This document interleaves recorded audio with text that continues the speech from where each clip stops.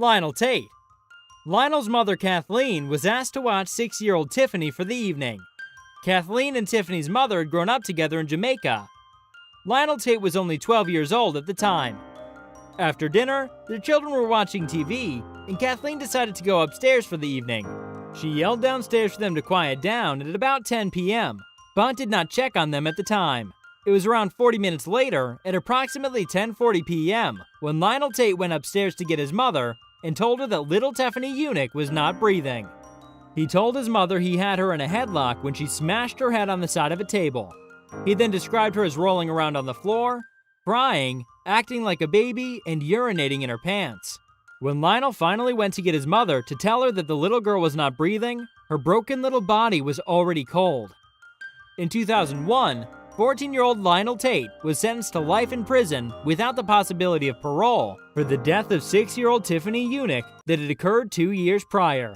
He was the youngest person in the United States to ever be given that sentence. Joshua Phillips. Phillips was a lonely, average student who spent much of his spare time watching TV at home. However, he did befriend his 8-year-old neighbor, Maddie Clifton, to horrifying results. When she came by to play with Phillips on November 3, 1998, they were in the front yard playing baseball when Clifton crossed the street to join him. He claimed to have agreed since both of his parents were at work, but then accidentally hit her in the eye with his ball. Scared of the consequences, he dragged the crying girl into his house and then strangled and hit her with his bat. Desperate to silence her before his father got home, Phillips shoved her unconscious body under his bed. Her mother reported Clifton missing at 5 p.m., but she would never be seen alive again. The 15-year-old was sentenced to life in prison without the possibility of parole. Dexter Johnson. Dexter Johnson, 18 years old in 2006, and 4 other accomplices kidnapped, carjacked, robbed, raped, and murdered 23-year-old Maria Aparesi and her 17-year-old boyfriend, Huing Go. In 2007, a jury convicted him of murder and sentenced him to death. Since he was 18 years old at the time of the crime, the death penalty was on the table. During his sentencing, Dexter threw a chair across the courtroom and had to be subdued by multiple bailiffs while his family members screamed in anger and threatened Aparesi and Ngo's family members inside the courtroom. Condrea Cook. This is Condrea Cook.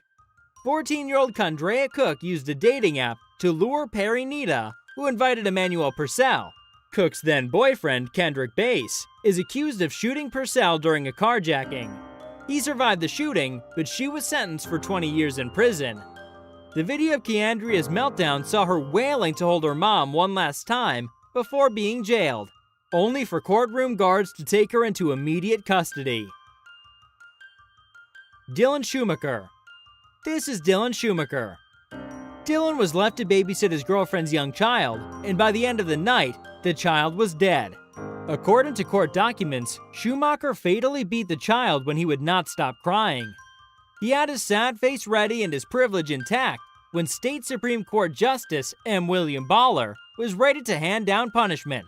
Except one thing was unexpectedly standing in his way: his own words.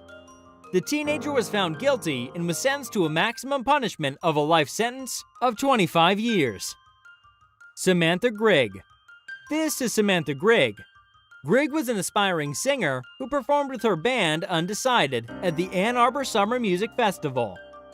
Grigg testified in Clinton County Circuit Court that she, Bretternitz, and Heim traveled to East Lansing with plans to beat up and rob Frolka, although she didn't say how they knew him. Grigg told the court that she drove Frolka to several ATMs before the others started beating him. Frolka died because of several injuries. Grigg, 18, pleaded guilty to charges of manslaughter and unarmed robbery in the Clinton County Trial Court. Grigg was sentenced to up to 15 years behind bars. Curtis Brooks.